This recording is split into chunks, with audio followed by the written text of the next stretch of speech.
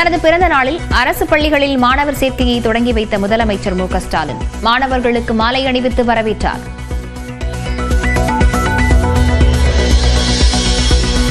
பிறந்த நாளையொட்டி முன்னாள் முதலமைச்சர்கள் அண்ணா, கருணாநிதி நினைவிடங்களில் முதலமைச்சர் மு க ஸ்டாலின் மரியாதை. ஹிந்தி திணிப்பை என்றும் எதிர்ப்போம் எனவும் முழக்கம்.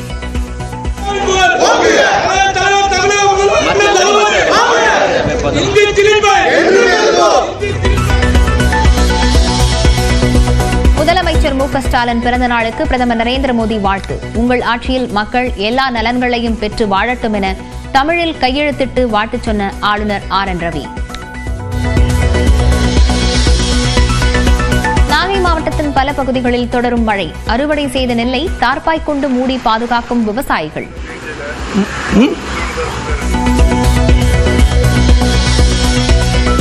ராமநாதபுரம் மாவட்டம் திருவாடானை சுற்றுவட்டார பகுதிகளில் மிதமான மழை.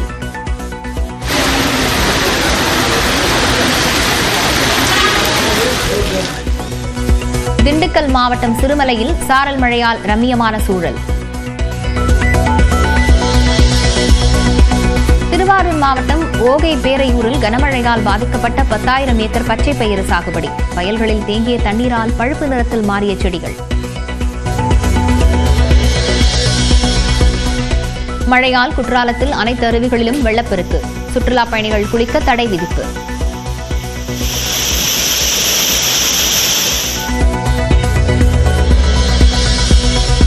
நடிகை விஜயலட்சுமியின் புகாரில் வளசரவாக்கம் காவல் நிலையத்தில் விசாரணைக்கு ஆஜரான சீமான்.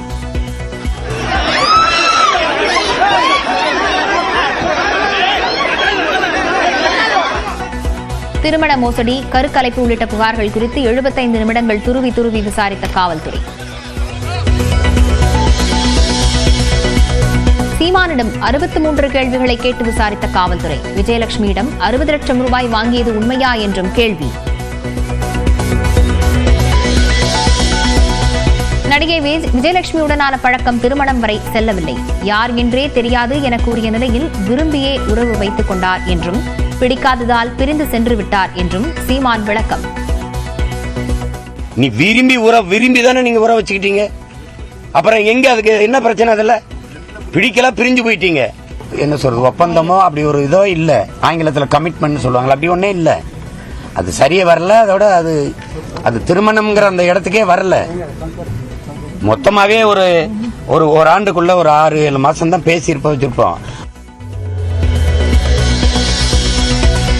கன்னியாகுமரி, திருநெல்வேலி, தூத்துக்குடி உள்ளிட்ட 6 மாவட்டங்களில் இன்று கனமழைக்கு வாய்ப்பு. தென்காசி, ராமநாதபுரம், விருதுநகர் மாவட்டங்களிலும் கனமழை பெய்யும் என வானிலை ஆய்வு மையம் கணிப்பு.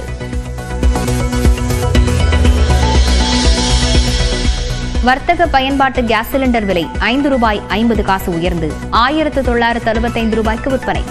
வீட்டு உபயோக கேஸ் சிலிண்டர் விலை எந்த மாற்றமுமின்றி ₹818.50 நீடிக்கிறது.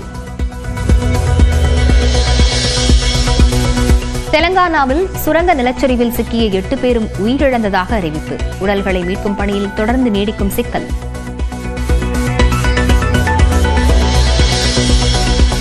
தன் மீதான கிரிப்டோ கரன்சி புகாரை சட்ட ரீதியாக எதிர்கொள்ள உள்ளதாக அறிவித்த தமன்னா. தவறான தகவல்களை பரப்ப வேண்டாம் எனவும் கோரிக்கை.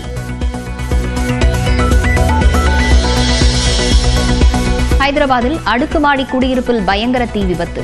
2 பெண்கள், 1 குழந்தை என 3 பேர் உயிரிழந்த பரிதாபம்.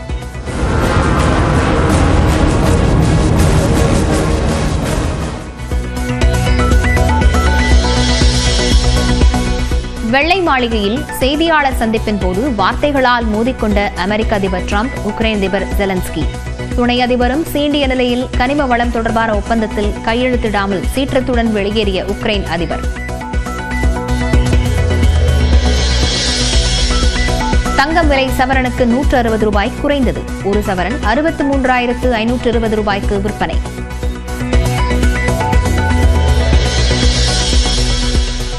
மருத்துவமனையில் சிகிச்சை பெறும் போப் பிரான்சிஸ்க்கு மூச்சுக்குழாய் அழற்சி.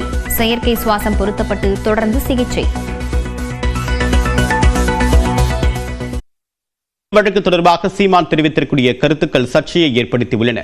விருப்பமில்லாமல் பாலியல் வன்கொடுமை செய்தது போல் கதறுவதாக முகம் சுளிக்க வைக்கக்கூடிய வகையில் பேசியதும் கண்டனத்திற்கு உள்ளாகியுள்ளது. பெரியார் என்ன பேசினார்? ஈரோடு கிழக்கு இடைத்தேர்தலின் போது பெரியார் தொடர்பான தனது கருத்துக்களால் சர்ச்சையை ஏற்படுத்திய நாம் தமிழர் கட்சி ஒருங்கிணைப்பாளர் சீமான் நடிகை விஜயலட்சுமி கொடுத்த பாலியல் வன்கொடுமை வழக்கின் விசாரணையால் மீண்டும் சர்ச்சையில் சிக்கியுள்ளார். இது தொடர்பாக செய்தியாளர் சந்திப்புகளில் சீமான் தெரிவித்துள்ள சில கருத்துக்கள் முகம் சுளிக்கும் வகையில் அமைந்துள்ளது. தர்மபுரியில் செய்தியாளர்களிடம் பேசிய சீமான் இந்த வழக்கில் தனது தொடர்பு குறித்து பேசும்போது என்னமோ வயதுக்கு வந்த பெண்ணை சோளக்காட்டிற்கு தூக்கி கொண்டு போனது போல் சிலர் கதறி கொண்டிருப்பதாக கூறினார். அப்போது சுற்றியிருந்த அக்கட்சி மகளிரணி நிர்வாகிகள் தர்ம சங்கடத்திற்கு உள்ளாகினர். என்ன இது பாலியல் வழக்குன்னு யாரு முதல்ல அந்த பொம்பளை யாரு சொல்லிட்டு அது குற்றமாயிருமா? 1000 பேர் 1000 சொல்ல விசாரிக்கணும்ல. விசாரிக்காம நீ உறுதி பண்ணிட்டு போயிட்டு இருந்தீங்கன்னா என்ன அர்த்தம்? என்னமோ வயசுக்கு வந்தோன்னா குச்சில் இருந்த புள்ள தூக்கிட்டு போய் அப்படி சோளக்காட்டில் வச்சு குண்டு கட்டா கற்பழிச்சு விட்ட மாதிரி கதறிட்டு இருக்கு எல்லாரும். என்ன உங்க மனநிலை என்ன? என்னமோ அப்படியே கல்லூரியில படிச்சிருந்த பிள்ளைய நான் விருப்பமே இல்லாம கடத்திட்டு போய் கற்பழிச்சு விட்ட மாதிரி என்னங்கடா உங்க நாடகம்? என்ன பண்ணி என்ன விளையாட்டு பண்றீங்க? நான் எவ்வளவு திமிரோட இருக்கேன் பாரு. என்னை நீ சமாளிக்க முடியல, என்னை எதிர்த்து நின்று அரசியல் செய்ய முடியல. சீமானின் இந்த பேச்சுக்கு பல தரப்பிலும் இருந்தும் கண்டனங்கள் எழுந்தது. இந்நிலையில் சேலம் விமான நிலையத்தில் செய்தியாளர்களிடம் பேசிய சீமான் விருப்பமில்லாமல் செய்தால்தான் அது பாலியல் வன்கொடுமை, விரும்பி இருந்தால் அதற்கு பெயர் என்ன என மீண்டும் சர்ச்சைக்குரிய வகையில் பேசினார். விருப்பம் இல்லாம ஒரு பெண்ணை கடத்திட்டு போய் நீங்க வலுக்கட்டாயமா புணர்ந்தாதான் வன்புணர்வு வச்சாதான் அது குற்றம். நீங்க விரும்பி படுத்தா அதுக்கு பேர் என்ன? அதுக்கு பேர் என்ன சொல்லுங்க? 15 வருஷமா நீங்க இங்க பாருங்க, 15 வருஷமா நீங்க எல்லாரும் சேர்ந்து என்னையே என் குடும்பத்தை என்னை சார்ந்த எல்லாரையும் கற்பழிக்கிறீங்க, வன்புணர்வு செய்கிறீங்க. எங்கள் மனநிலை எப்படி இருக்கும்? நான் சாதாரண சினிமா இயக்குனர், ஒரு திரைப்பட இயக்குனர். எனக்கு மார்க்கெட் இல்லை, ஒன்றும் இல்லை, படம் இல்லை. பேசுவாளா அவள் பேசுவாளா நீ பேசுவியா? நான் இருக்கிற உயரம் உனக்கு பயங்காட்டுது, நான் வளர்ந்துருவேன்னு நினைக்கிறேன், அச்சப்படுற, நடுக்க வருது. அதனால இந்த ஆவுன்னா அந்த பொம்பளை குட்டி வந்து முன்னாடி சண்டை போடுறேன். வீரன்னா நேருக்கு நேராக போடணும், பொம்பளைக்கு பின்னாடி போய் நிற்கும். இதையடுத்து சென்னையில் காவல்துறை விசாரணைக்கு பிறகு செய்தியாளர்களிடம் பேசிய போதும் மீண்டும் அதே கருத்தை அதே துணியில் சீமான் குறிப்பிட்டார். என்ன பேசிட்டேன்னு சொல்லுங்க. நீங்க ஏதோ ஒரு பெண்ணை அப்படியே தூக்கிட்டு போய் நான் வன்புணர்வு செஞ்சு கதற அப்படியே வன்புணர்வு செஞ்சு விட்ட மாதிரி நீங்க பண்ணிக்கிட்டு இருக்கீங்க. நீ விரும்பி தானே நீங்க உற வச்சுக்கிட்டீங்க. அப்புறம் எங்க அதுக்கு என்ன பிரச்சனை? அதில் பிடிக்கல, பிரிஞ்சு போயிட்டீங்க. 15 வருஷம் ஆயிடுச்சு. எனக்கு கல்யாணம் ஆகியே 14 வருஷம் ஆயிடுச்சு. பாலியல் குற்ற வழக்கு, என்ன குற்ற வழக்கு? என்ன பாலியல் குற்றம் நிரூபிக்கப்பட்டிருக்கா? விரும்பி வந்து உற வச்சுக்கிட்டு போனவா அவ. சேட்டை பண்ணிட்டு அலையக்கூடாது. முகம் சொல்லிச்சா சுழிச்சுக்கிட்டு எனக்கு என்ன? தனது பேச்சில் சம்பந்தப்பட்ட நடிகை விஜயலட்சுமியை ஒருமையில் பேசுவதும் மரியாதையின்றி குறிப்பிடுவதை சீமான் வாடிக்கையாக வைத்திருக்கிறார். சீமானின் கருத்துக்கள் அரசியல் களத்தில் மட்டுமல்லாது சமூக வலைதள பக்கங்களிலும் பல்வேறு எதிர்ப்புகளை எதிர்கொண்டு வருகிறது.